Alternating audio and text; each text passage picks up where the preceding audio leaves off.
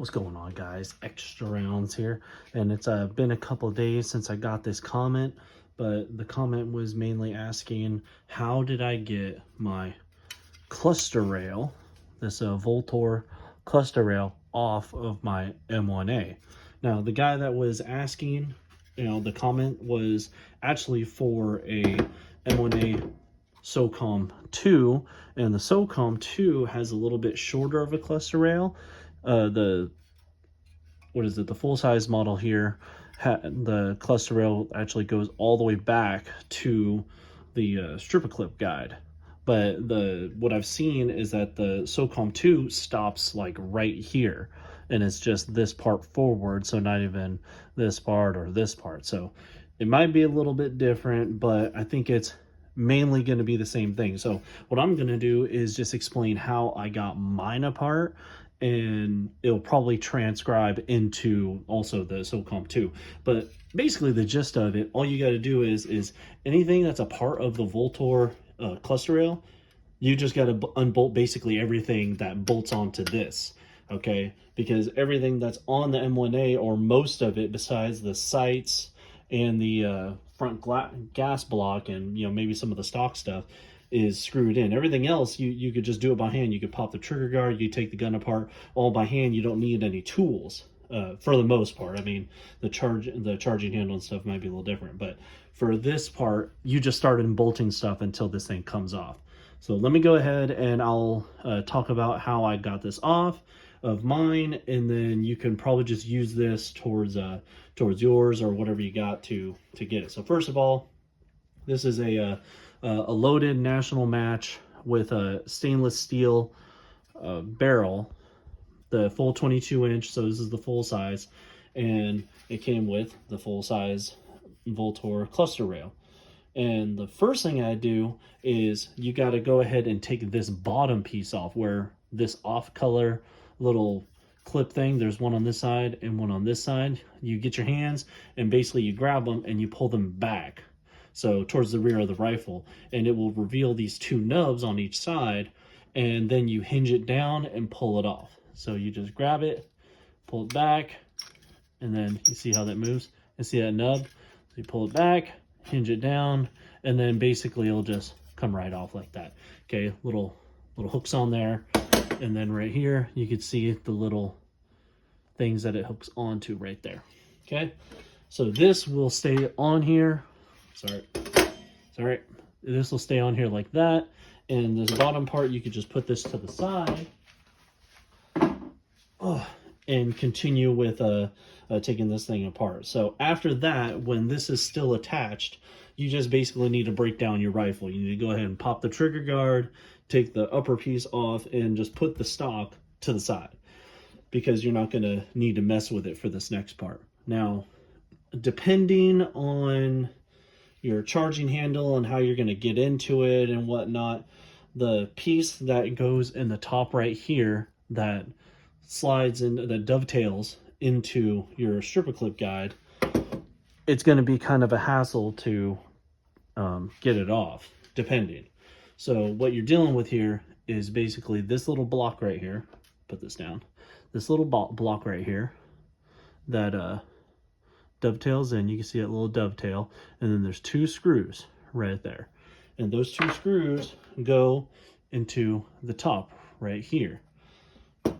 After you unscrew both of those, one of them is like kind of like a keeper screw, and the other one's just like a regular screw. After you get those two off, this is still going to be sitting in the dovetail like that, just without the screws. Here, I'll take them out real quick.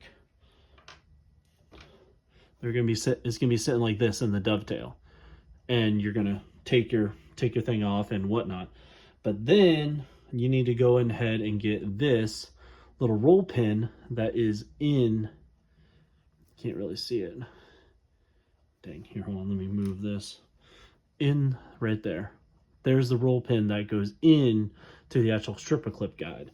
You're going to have to hit it down, or well, mainly you're gonna have to hit it down, and your bolt and charging handle that's right here is probably gonna get in the way.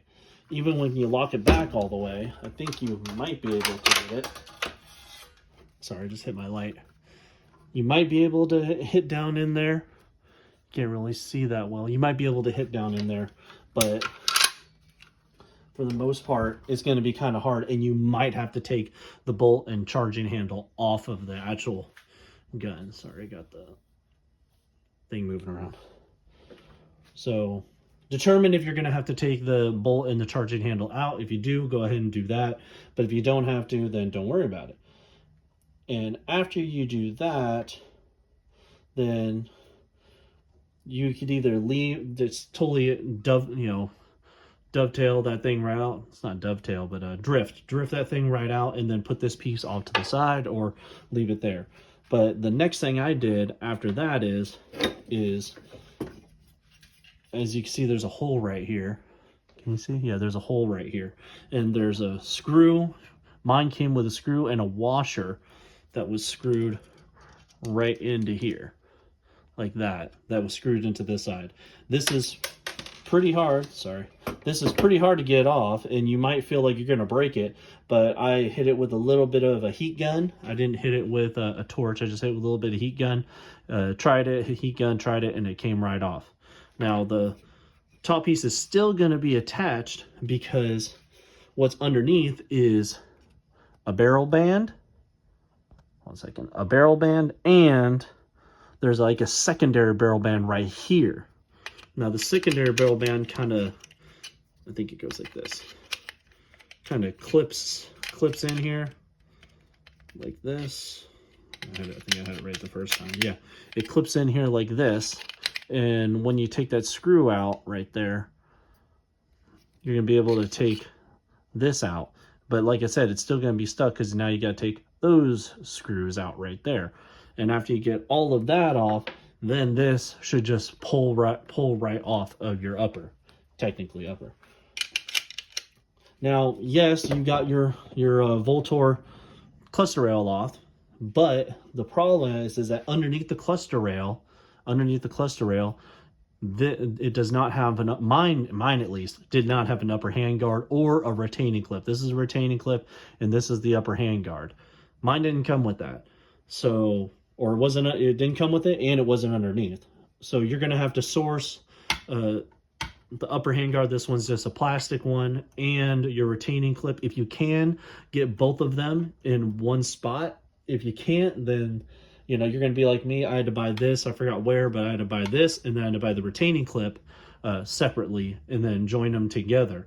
And then also the front of the upper handguard, it was just a tiny bit long, so just the front of it, I just took a little bit of sandpaper and just a sandpaper, and then I went to just a file and just kind of filed the plastic down a little bit at the front because it can hide within this little shroud, kind of. You don't want to do it in the back because the back, you're going to see that, and it was almost like this little mount that I put on here. I filed it, checked it, filed it, checked it, filed it, checked it, because the last thing you want is this to be, kind of wiggly back and forth and whatnot. I mean, this actual retaining clip clips onto the barrel. There's a little groove right here and a groove right there, so I don't think it would wiggle if you accidentally filed it too much, but I just wouldn't file it too much, and definitely file it from that end. Don't file it from this end, because just do that end.